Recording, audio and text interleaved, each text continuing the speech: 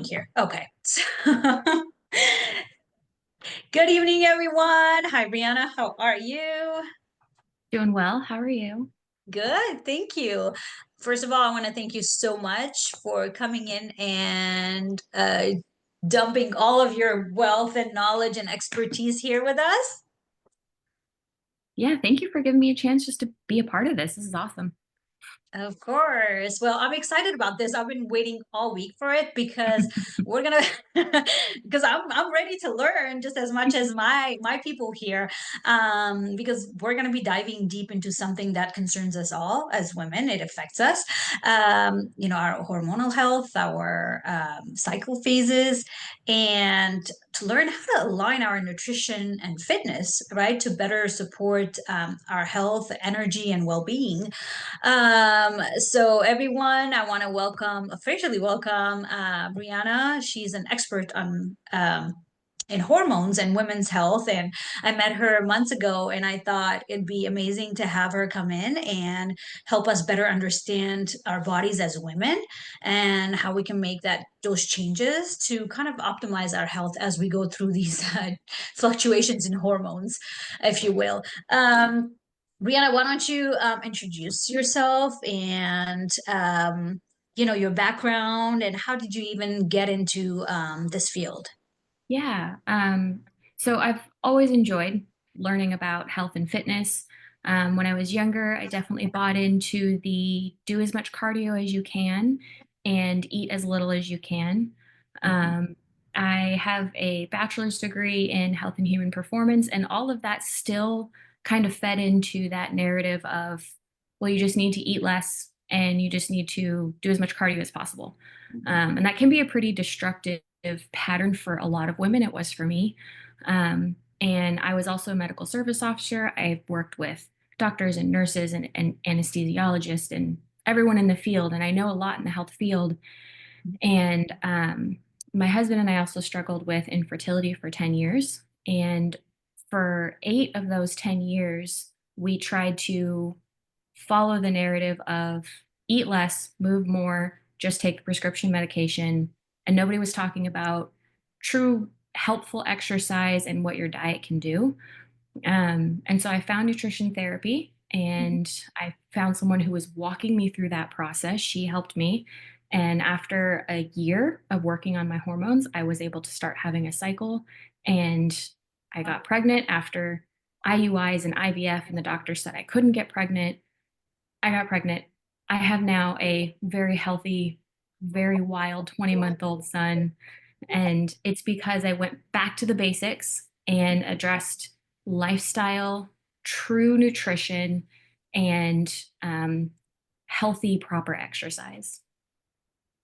I I love that. I mean, it's a miracle. But at the same time, it's just like you said, going back to basics. It's like the answer is right in front of us for, I mean, most of the time, yet we resort to even doctors' help. It's crazy, but they are not educated, right? Just because someone's a doctor doesn't mean they know it all.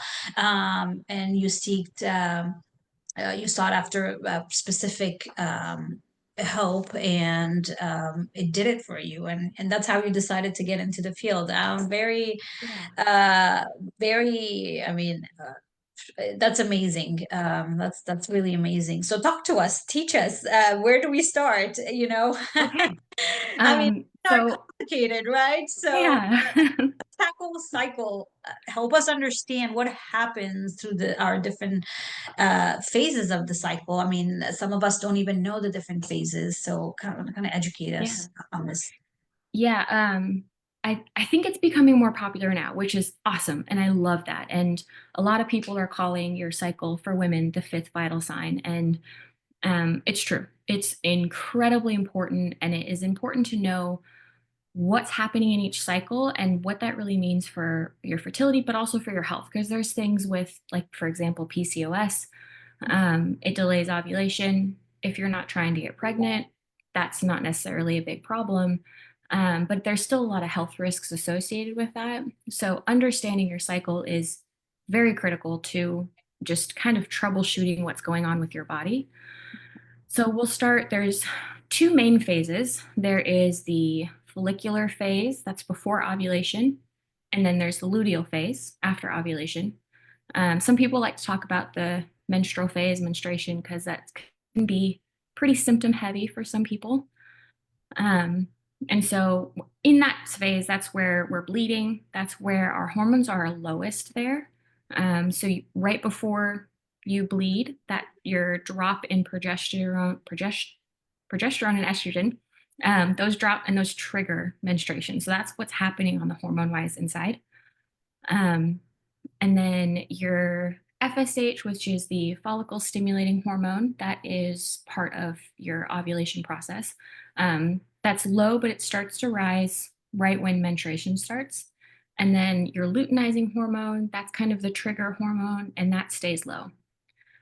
A lot of women, there's the cycle syncing that people talk about, or whether it's syncing your diet or your lifestyle or your exercises. Some people will take that to extreme. And unless you're having extreme symptoms, it's not in your best interest. A lot of people will use that as an excuse to back off from exercise, just kind of eat like garbage. And those are they just perpetuate the problem. Yeah. Um, and so there's some good books and good resources that help women kind of dive deeper in that are very biochemistry heavy.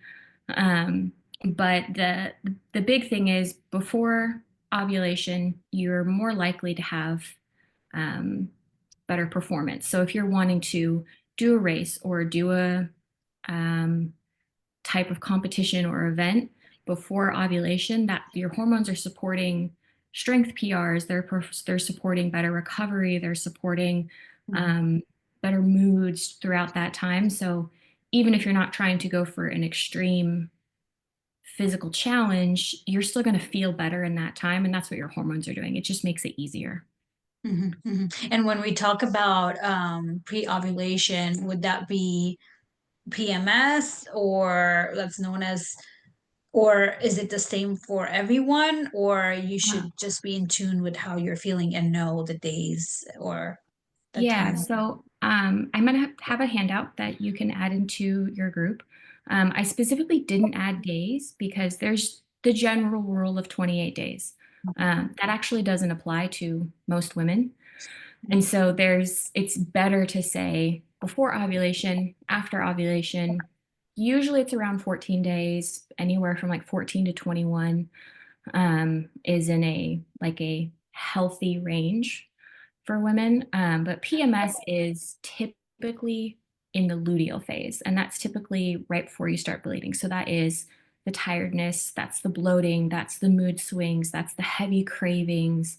Then you get into the actual menstruation, and if you're having some cramps, that's more menstruation, not the PMS. But there's foods that you can help support that and kind of reduce those symptoms. So in the menstrual phase, those supportive nutrients, we talk about iron, magnesium, vitamin B6, zinc, leafy greens. I won't list everyone out because they'll be in the pamphlet. Yeah. But the big thing is magnesium is really, really powerful tool. There's Mhm, magnesium-rich foods and then supplements, but it's a mhm, really powerful tool to help your muscles contract how they're supposed to and to help with that pain management. And then, of course, because you're bleeding, iron-rich foods are super helpful. They're really important in that process. mhm, mhm. Yeah, makes sense. Mhm. So we can just ease some of the symptoms. Yeah, And how about with fatigue? Iron would help with that, iron helps with the and fatigue. magnesium. Magnesium does Magnesium. too. Uh-huh. Um, vitamin B6 does as well. So it's kind of, there's uh, all the And is foods it, kind of work in tandem to help each other out. yeah. Looking at the easing symptoms, whether it is for mood associated or like cramps, because a lot of women with PCOS have a lot of pain with their cycles. Mhm, One of the biggest things that women can do to stop that pain cycle is to reduce their omega-6 consumption. So there's two different types of fatty acids, well, that we're going to talk about. There's omega-3 and omega-6. And the omega-3 needs to be in a higher ratio in your diet than the omega-6. They're both essential. They're essential for your body. They're essential for health and life, but it's when the ratios are off. The omega-6 are really interesting. They perpetuate and instigate the inflammation cycle of prostaglandins, and that increases your cramping and your pain within your cycle and then pre-PMS stuff. So Wow. for doing a food first approach with endometriosis, if you want to help support that with your pain management, because that's another one. PCOS and endometriosis are pretty common problems, and the pain can be debilitating.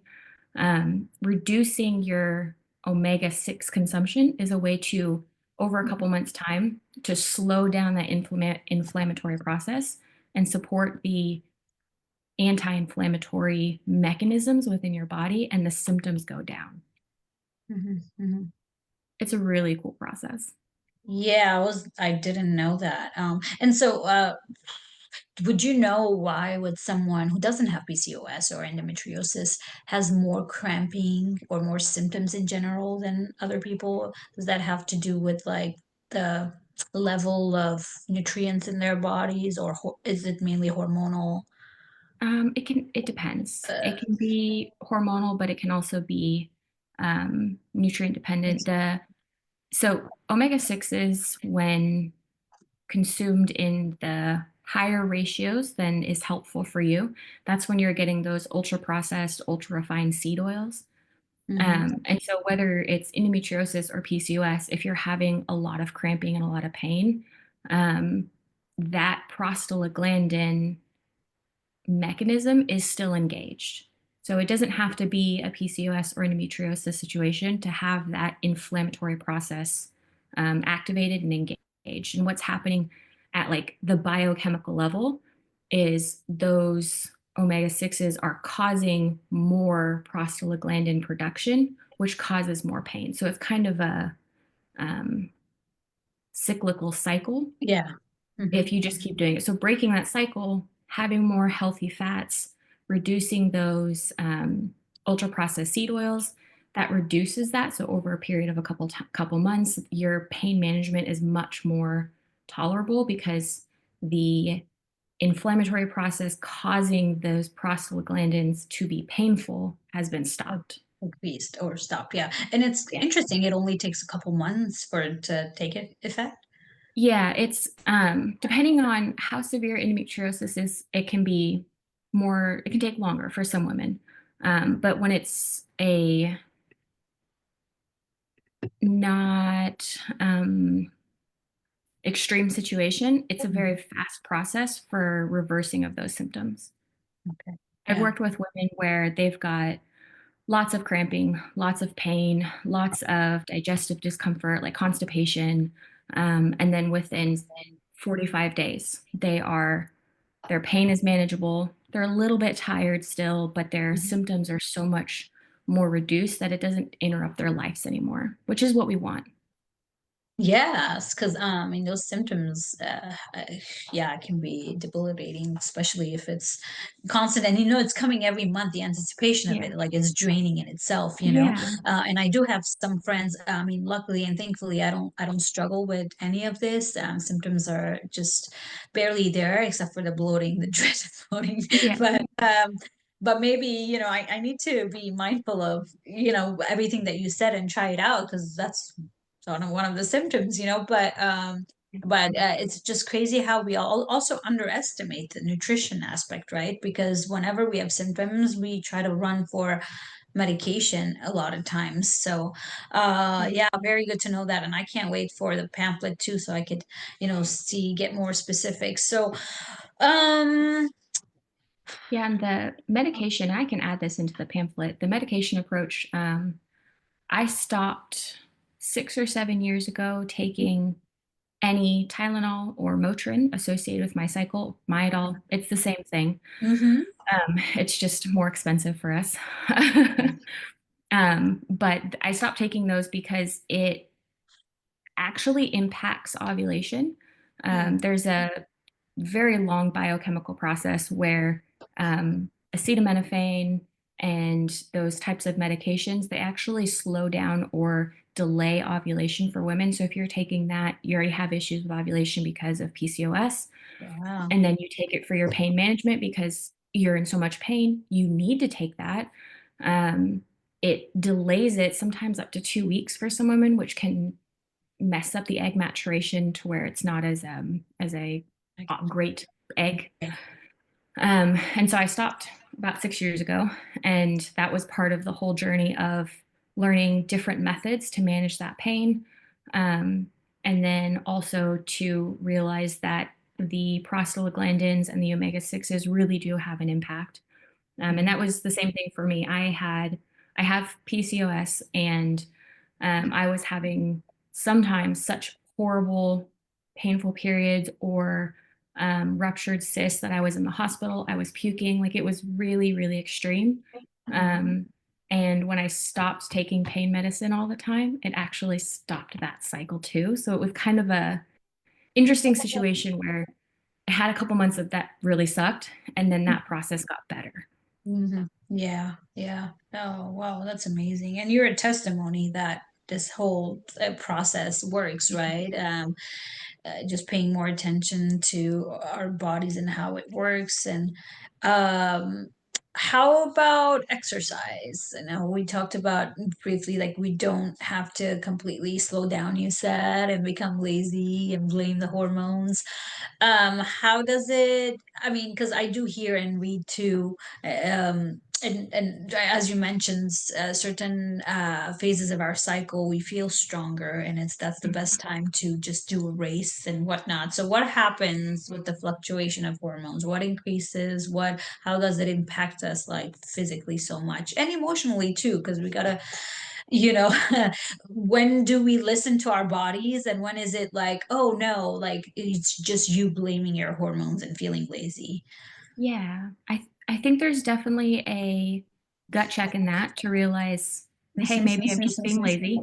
But then, like in your luteal phase, post ovulation, your estrogen and progesterone are rising, and that reduces your body's recovery capacity. And so it makes it a little bit more difficult when trying to go hard or go heavy, and trying to like hit those PRs or trying to do races. But it's not, unless that you have very severe symptoms, for the majority of the population, it's not something where you can't even lift. So there is some research showing that throughout the cycle, or yes, our hormones do change. That is a absolute fact. But it's so person dependent that trying to say every woman should only do Pilates in their luteal phase is the most inaccurate statement you could ever say. Good, thank So, you, because I've read that so many times, but then I've never felt like not lifting and just doing Pilates. So I'm like, yeah, should I listen? Because even though I feel okay, you know? yeah. It's so Okay. the in the luteal phase, I will do maybe one less a week, one less lift a week. I do 3 to 4 days of lifting a week. I Okay. might do one less day and make that day a mobility focused day. So there's still a strength component to it. If I'm walking or doing a stair climber or running, I might go a little bit easier just because my body feels tired. So I honor that feeling, but I still do the movement. And that's the big part of consistency that's really important when we're trying to make a weight loss or a lifestyle or a health change. Like, we have to be consistent. And if you break that consistency, you're consistently inconsistent half the month, and that's not going to help you. Yes. Half a Yeah. month. Wow, that's like a great way to put it. You're right. You're absolutely. And uh, I mean, not going to the gym for a week, and because we feel like we feel off, and then that we get lazy, and then 1 week also turns into 2 weeks. That affects our progress, no matter Mhm. what our goal is, you know.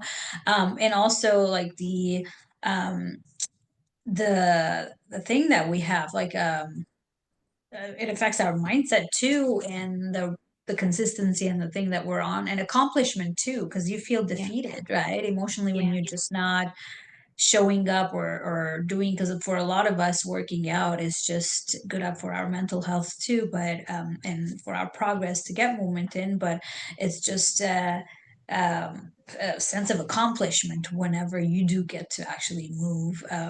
Yeah. So yeah, no, it's pretty important. And just going to the gym, right? Because not a lot of people have goals of just doing races and whatnot. So you're saying we still should show up to the gym and not completely Yes. not get anything done, but listen to your body, and then maybe just do one less day, Hmm. or just less heavy lifting, but focus Yeah. more on mobility, and take it down a notch. Like Yeah. give your 70%, which is your 100% of that day. Hmm. You will. When I work with, so I started noticing that with myself and trying to address this whole beast of trying to get healthy. Mm-hmm. And then now I do it with my clients on when we're in this, the later part of the luteal phase, right before your cycle, we're all a little bit more tired. We're all a little bit more bloated. There's extremes in that, but there's that little, it's different for all of us. We all just don't feel the best. And so I remind my clients and then I remind myself, we're just practicing today. So we're not trying to get strong. We're just practicing the movements. We drop the weight, we focus on our form, we focus on our muscle connectivity. And then if we start feeling defeated, we're like, hey, it doesn't matter. Today's just a practice day. So we still have the movement, we still have the routine, we still have the effort, but the mindset is shifted where we're not beating ourselves up because our body is a little bit more tired. Yeah, no, I love that. I noticed that because I used to not show up, but then when I worked with a trainer, I would show up, but then I would notice that my strength isn't the same. Like I can't Mhm. lift, but then, just learning of my body, because my trainer would not, go into this stuff as much, or didn't at all. And so I would notice that, but it's okay. I can't do my normal weight, or I can't reach 15 reps with the same weight, and that is completely okay. And then actually, uh, the maturity comes with understanding that Mhm. a off day would be better, and then I would come back much stronger if needed, Mhm. because my workouts were just so intense that another day off and a rest day was more beneficial for me. Yeah. Yeah, and the more in tune you are with that, actually you recover better too, right? Because Yeah. it's so hard, because I know some are in the mindset of go go go go go, the complete opposite, where like they just they beat themselves up, like you said, if they don't perform well. So Mhm. there's extremes, right? So understanding also that it's okay, and it'll help you more to rest, because your hormones are not ready, with everything being elevated, post, right? Estrogen and Yeah. progesterone, you said, are higher after your, yeah, Yeah. your cycle. Yeah. So I think the big thing with that is that showing up for yourself is so important. And like, of course, we need to know when, like, learning when to rest is important, mhm, but giving yourself grace. So you still need to show up for yourself. You still need to put effort in, but knowing that, like, I think a lot of women put a lot of, well, we're overtaxed. We're trying to manage everything. We're trying to manage the kids, the husband, the house, the jobs, everyone's goals. And then also we're putting a lot of effort into getting healthy and losing weight and feeling better. And then you show up, you think I have all this on the line, and then you show up and you can't perform that day. That can be really defeating for a lot of women. So I think just that reminder of my hormones aren't in the best place.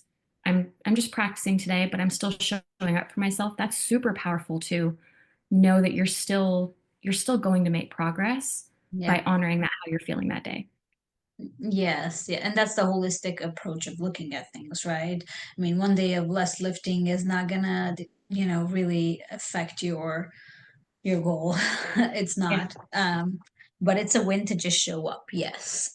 So talking about, all the stress we carry and responsibility, how does a woman just track that, the cycle, without feeling overwhelmed? What's the best and easiest way? Is it with an app, and then knowing where you're at cycle wise, and knowing Yeah. that this is how I feel now? Is there like a cheat sheet where it's like I know this is the period I'm in, which means that, you know, performance may go down, strength may go down, or this is the time to push it because hormonally, because some Yeah. can't really, if they're not too in tune with their bodies or won't understand, you know, the process or how they're supposed to even feel. What's a easy guide for them or two? Yeah, so that's a great question, and it is, of course, it depends.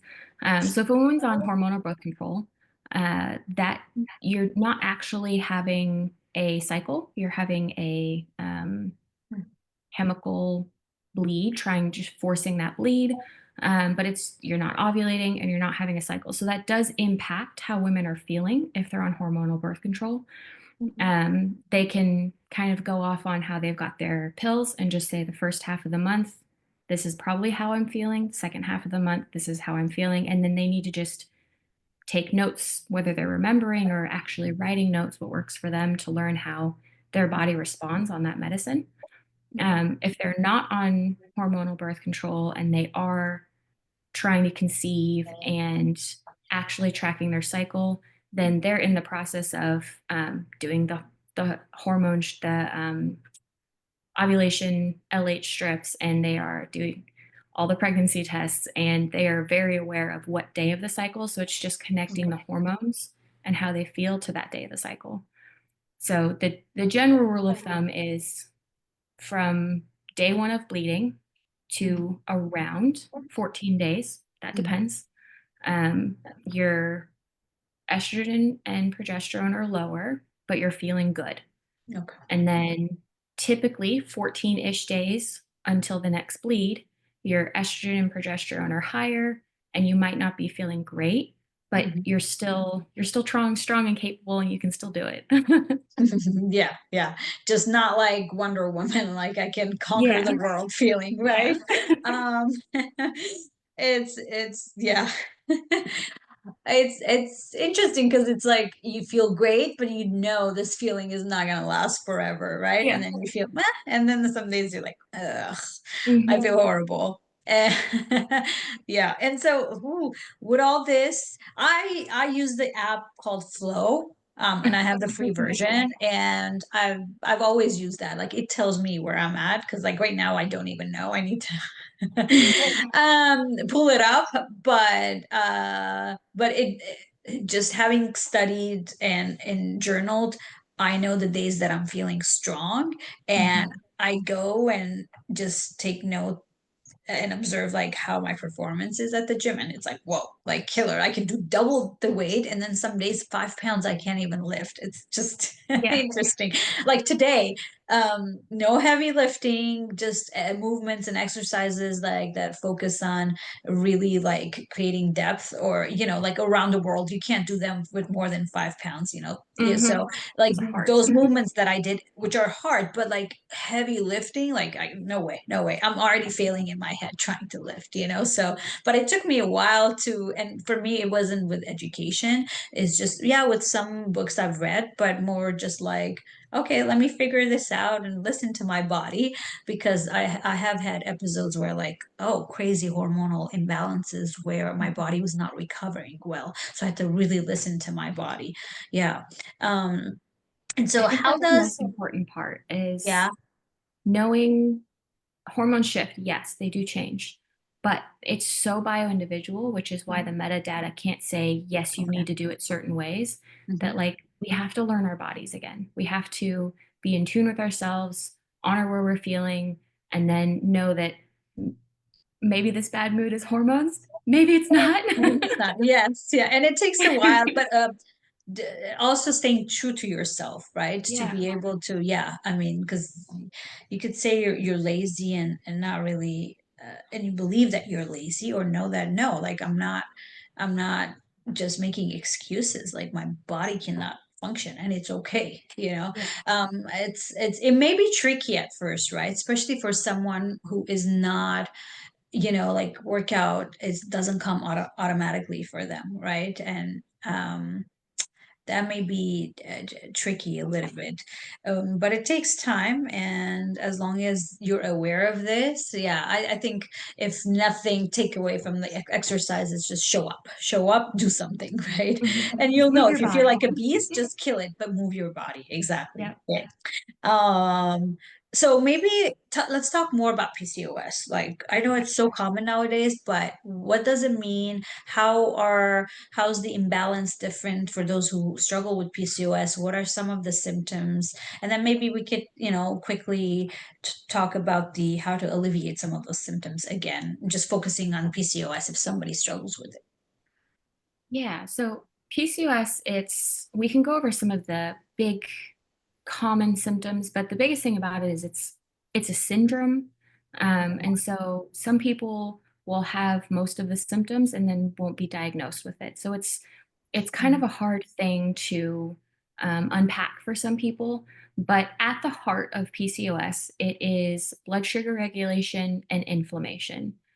Mhm. And so that's impacting how the blood sugar regulation is impacting how our ovaries are maturing and releasing the eggs. And so that's what the delay in ovulation is. So there's a lot of women that will have maybe one or two cycles a year with PCOS. And that's why doctors will say, your likelihood of getting pregnant is lower. And it's because those chances within the year to get pregnant are just reduced. Okay. Um, so some other common PCOS symptoms that people have complaining is like the irregular periods. Well, that makes sense with the delayed ovulation. And Mhm. then the delayed ovulation and the reduced maturation of the eggs is too much estrogen, androgens, Okay. and that the androgen is like a precursor for testosterone.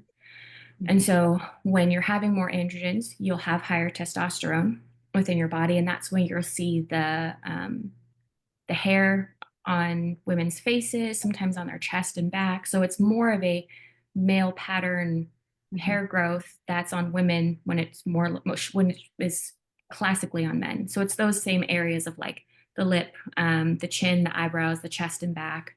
Yeah. And then there is the insulin resistance of that, which is with that blood sugar regulation. Mhm. So I say blood sugar regulation with the insulin resistance because it's all together. So it's your body will have the higher insulin, your blood sugar isn't, the actual sugar molecules don't get into your cells how they're supposed to.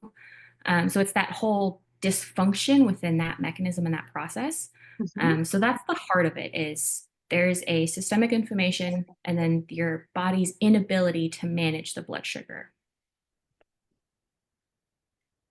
Okay. Which makes it harder for women with PCOS to lose weight too. Yeah, so the same thing. So it's the insulin resistance that's causing the resistant weight loss of that. Mhm. And it's the ways to combat that. So if you're working with someone that has PCOS or a friend that has PCOS, a way to combat that is to start working on their blood sugar regulation. Everything kind of falls into place once their body can actually handle the sugars that it's using and consuming and getting into the body. And so that, I mean, that is as simple as macros of having an appropriate macro balance where they're having enough protein, enough fats, because we need fats as women, and then the appropriate types of carbs, and their blood sugar regulation will respond in kind. Mhm, mhm. And so if we want to go into details with nutrition and with the carbs and sugar, is that why gluten-free is typically the best route for um, those who do have PCOS? Um, Or what I type think of a lot. carbs? Mhm, I think a lot of people will go to gluten free with PCOS because um, it's a lot of times it's a lot less processed food, so they're still having more appropriate carbs as opposed to the like fast burning carbs. So I think that's the big difference. The going gluten free is a big health and a big help with Hashimoto's. mhm, But it's a lot of people will do it with PCOS. Some of them will have PCOS and Hashimoto's together. That's a very common mhm, issue with a lot of women. So the gluten-free isn't necessarily a PCOS thing, Mhm. but it is a Hashimoto's thing, and I think both of them is just having the better carb sources. And so when we talk about better, I try not to say good and bad with food. Yeah, yeah. Yeah, but we talk about betters. We talk about whole wheats and rice and beans and potatoes and sweet potatoes. So it's the true, real, unprocessed foods that we're aiming for with that type of when you're going for those carbs. Mhm, mhm, mhm. Yeah, more like the starches and I mean also there's types, but the slow burning. Not you don't want the fast and Yeah. makes sense. Definitely makes sense. But then also those women, do they crave more uh sugar, or it's because of the insulin not functioning Yeah. properly that makes them, or if they don't follow well balanced macros, for example. Yeah, so the cravings, it's like those it's the sugar cravings, and that's because your body's going through a crash. So a lot of the classic like craving sugars or salty foods, the afternoon crash, waking up at 3 a.m. because you have to go pee, Hmm. um, or you wake up at 3 a.m. because you have anxiety, all of those are signs and symptoms that our blood sugar isn't doing what it needs to be doing throughout the day. Hmm. And so with a lot of women that I work with, they feel kind of overwhelmed where to start. So we just start increasing their protein. And once they start feeling better, we move on to the rest of the macros from there. Um, and so we'll eat protein first in a meal, or you can eat fiber first in a meal. Yeah. And both of those will slow down digestion, which will also slow down that blood sugar and insulin spikes. It'll slow it and lower it. Okay. Okay. Which is what every human needs to do, regardless of whether you have Yes. PCOS or Yes. not, right? Low Well, glycemic and meals and mhm. I think the number is 50% of Americans either have type 2 diabetes or are insulin resistant. That's a massive number of people. And type 2 diabetes and insulin resistance is 100% lifestyle. Tied to So nutrition and the, yeah, the good yeah. thing is it's 100% lifestyle and you can absolutely make progress in those areas. Hmm. Hmm. So I mean, it's a big number, but I see that as encouraging because they're not powerless to make changes in their lives. No, and how would you make those changes? I mean, to tie it to what we do in nutrition and everything is what's the fix? I mean, I know it, but sometimes they need to Yeah. listen from someone else. Yeah, so the fix with that is to the easiest simple is to build muscle, or the easiest Mhm. steps, the two steps is to build muscle and to eat a higher protein diet. Most women What? are not Really? eating enough protein, Uh-huh. um, and most women don't even eat enough. I have worked with so many people, and we do like a 5-day food and mood journal. We kind of see what they're doing, what their patterns are, what their sleep's doing. And then at the end of that, maybe they're consuming 1,000 calories a day. Maybe they're 800. consuming I've 1,200. had 800. I've had Yeah. 500 to 800. Yeah, under Yeah. 1,000 calories. Yes. Most people are not eating enough, and that absolutely does contribute to the problem. So muscle is it's amazing. It's protective. It gives our beautiful shapes to our body. Like muscle's a good thing. And so the easiest solution to tell people is if they can't do a trainer, if they feel overwhelmed, just start building muscle Mhm. and focus on protein. If you have to start somewhere, it's just those things. Mhm. Yeah, it's simple. It's especially for someone who hasn't done that, your body will react. Like it's like, oh, you giving like a dried plant some water, It's like, Mhm.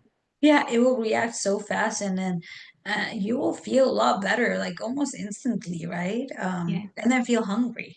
Like within the week, you're like, oh my gosh, I'm Yeah. starving. I don't know how I stayed without food for so long. Yeah, but do you think it's like, why don't we eat? Is it the culture of like, oh, if you're trying to lose weight, well, you need to eat less. But then here, I'm not eating anything, and you're thinking I'm overeating, but here I am not eating, yet I can't lose weight.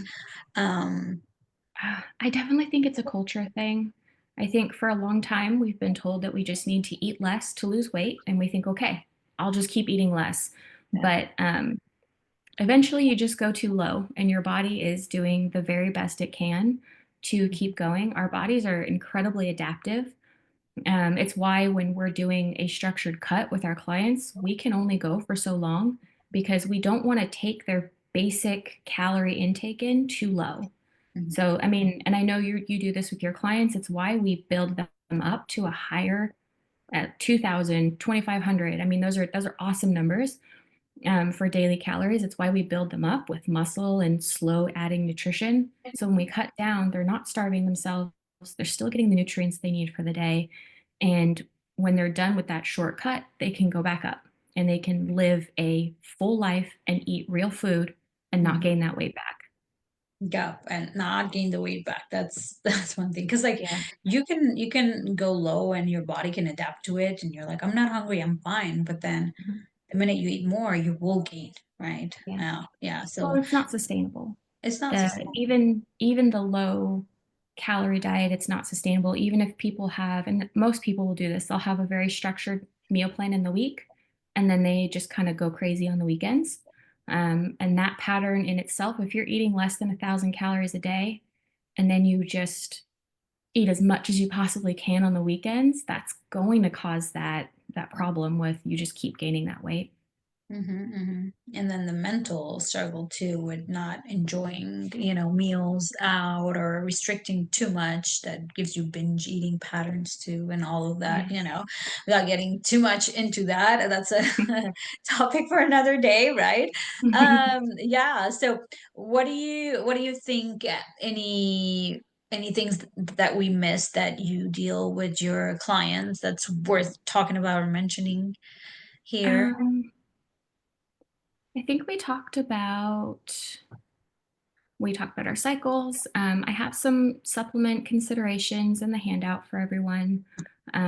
Just some encouraging things with PCOS and blood sugar regulation, breaking down this cycle. And then I did want to talk for just a minute Mhm. about blood sugar regulation and men's fertility because it is not only a problem with women and it absolutely impacts men. It impacts the sperm, every aspect of their sperm, whether it's the motility, whether it's the quantity, whether it's the quality. It impacts all of that for them. Um, it lowers their testosterone.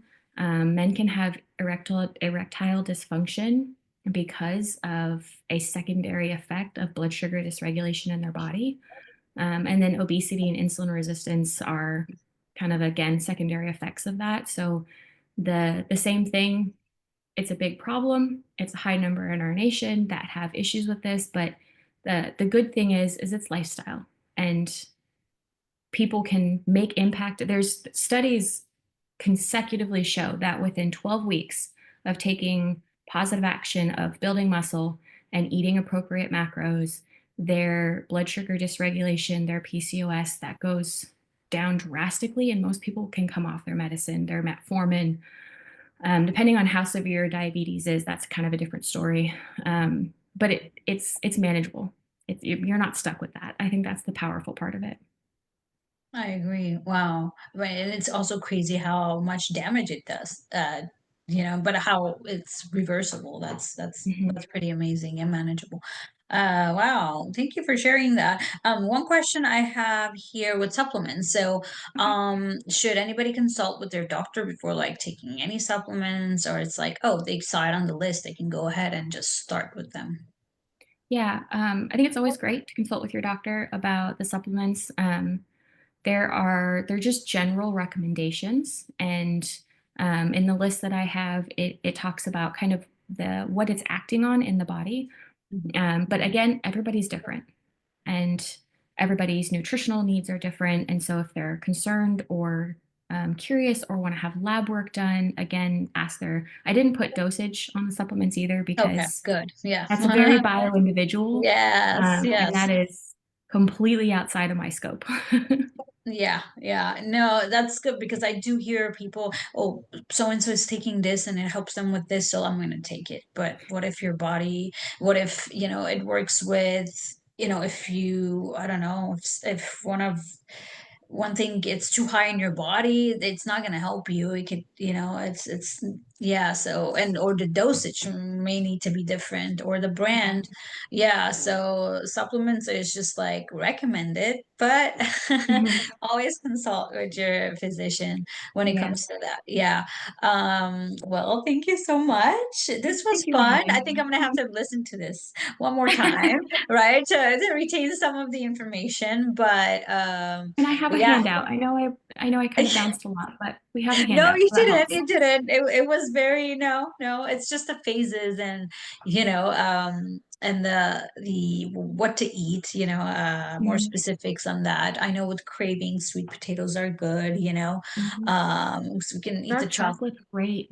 In your Uh-huh. luteal phase, eat that dark chocolate. Yes, It's got yes. magnesium. Your body needs it. Enjoy it. Mhm. I mean, chocolate isn't bad. Inherently, any No. food isn't, bad or good, but it's just like the sugar. Like, even with macros, I was just talking to a client yesterday. It's like there's chocolates that have clean ingredients in them, like Mhm. the added sugar, it's the source of sugar, it's, cleaner, not processed. So you're good. You eat one, you're good. Even though macro wise, you can eat a Ferrero Rocher or like Kit Kat, even if it's like macro friendly or you can fit it in, but then it leaves you craving for more. Mhm. That's what I love about like the clean chocolates, Lily's, chocolate chips, or I don't know if it's Hu or that chocolate bar. Have you ever tried it? I'm Hu loving brand. the Ghirardelli with Oh, caramel.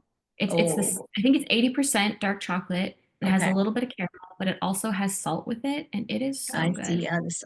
I want to try that. But like I'm addicted to this HU brand. It is so good. It has like quinoa in it. There's a cashew butter and then almond something else I love. That sounds So good. addictingly good, but it's all clean ingredient. You eat it and you're like full and you're Yeah, okay with it. Yeah, and you yeah. feel So good. Yeah. you feel good. And then the Unreal, I tell my clients to buy it from Costco. Unreal. It's like coconut based. What's that coconut bounty bar? I don't even Bounty know. is European. The one here. Any I don't know. I'm gonna have to go to that Costco now and just search all their chocolate. Unreal. Yes, it's so good. Anyways, we can talk about sugar all day, but Yeah. it's like you don't have to deprive yourself. It's never going to work, right? Mm-mm. Cut sugar, cut, cut, cut. You can't. So Yeah. find healthier alternatives. Is what I got to say when it comes to sugar. I could talk hours Yeah. about that. Yeah. Well, thank you again. We will upload the recording Okay. and do some editing because, like, we were figuring things out in the beginning and probably edit this too. But if you have more questions, if you're tuning in, you can comment and then I'll have you answer any questions that people might have. And if anybody wants to work with you with addressing those issues that they have and symptoms, you can reach out to her or message me and I can link you with Brianna. All right. Thank Thank you. you again. This All was a right. Have a wonderful good opportunity. night. Thank you. Yes, of course. Thank you. Bye. Mhm. Bye.